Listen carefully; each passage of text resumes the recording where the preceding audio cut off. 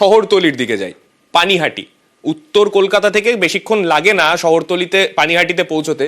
সেই পানিহাটিতে এরকম দুটি বিল্ডিং, সেগুলো একে অন্যের ওপর ঠিক একই রকম ভাবে হেলে পড়েছে।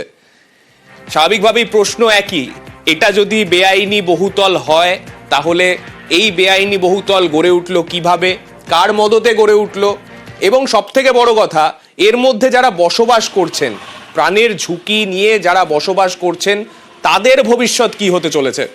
আমাদের প্রতিনিধি সুবীর রয়েছেন আমাদের সঙ্গে, সুবীরের কাছে একবার চলে যাব। সুবীর, এই বাড়ি বেআইনি কি বেআইনি নয় সেই বিষয়ে স্থানীয় পুরসভা বা পুরপ্রধান, উপপুরপ্রধান যারা রয়েছেন তাদের তরফে কি বলা হচ্ছে?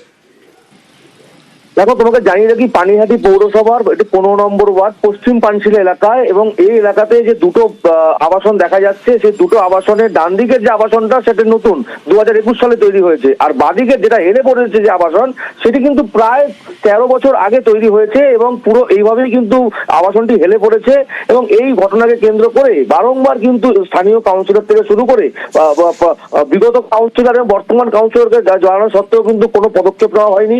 এবং পাশাপাশি পৌরসভাগতভাবেও কিন্তু আজকে উপপুরপ্রধানের সঙ্গে আমরা যখন কথা বলতে যাই, তিনি আমাদের থেকেই প্রথম শুনলেন যে এইভাবে আবাসন হেলে পড়েছে একটি আবাসনের ওপর। এই ঘটনাকে এলাকায় কিন্তু যথেষ্ট আতঙ্ক তৈরি হয়েছে মানুষের মধ্যে, এবং যারা আবাসনের আবাসী তাদের মধ্যে কিন্তু আতঙ্ক তৈরি হয়েছে। তারা বলছেন যে এইভাবেই কিন্তু আবাসন হেলে রয়েছে প্রায় 4 থেকে 5 মাস ধরে।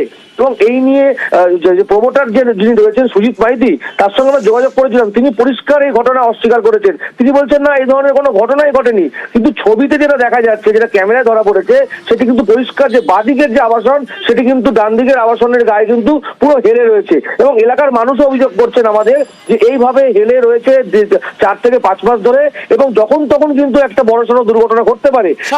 কেননা এইভাবে একটা বাড়ি যদি আরেকটা বাড়ির উপর দীর্ঘ 13 বছর ধরে এইরকম পরিস্থিতিতে থাকে, যে কোনো দিন বড়সড় দুর্ঘটনা ঘটতে পারে, একেবারেই স্বাভাবিক প্রশ্ন সেটা।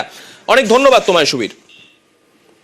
দুইটা ফ্ল্যাট মানে কাত হয়ে গেছে, একটা ফ্ল্যাট আচ্ছা, কাত হয়ে গেছে। কতদিন ধরে এরকম অবস্থা? এটা অনেক দিন ধরে, বছর যখন তখন তো এরকম ভাবে ভেঙে পড়তে পারে। হ্যাঁ, তাই তো। কি আমরা সবাই বলছি, আমরা কবে না কি হয়ে যায়, এরকম কাত ফাত হচ্ছে, তা কেউ কোনো গুরুত্ব দিচ্ছে না।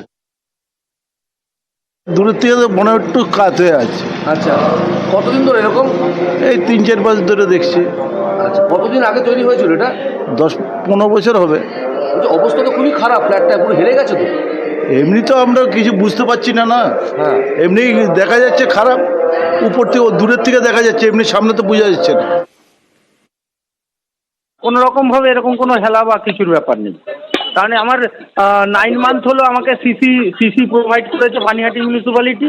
তাহলে তো ওরা সেগুলো দেখতেই পারতো। এবং বিল্ডিংটা আমার 14 সালে প্রথম প্রিয়াংশী 1টা 14 সালে, আর প্রিয়াংশী 2টা এন্ড হয়েছে 2021-20 এরকম কোনো ব্যাপার নেই, আমাদের কাছে খবর আসলে আমরা ইনকোয়ারি করব, যদি লিগালি হয়, আর ইলিগালি হলে আমরা তো ভেঙে দেবো। এটা তো খবরের কিছু নেই। আমাদের পানিহাটি মিউনিসিপ্যালিটি অত্যন্ত সচল। আপনি কি খোঁজ খবর নেবেন এই বিষয়টা? হ্যাঁ, নিশ্চয়ই দেবো।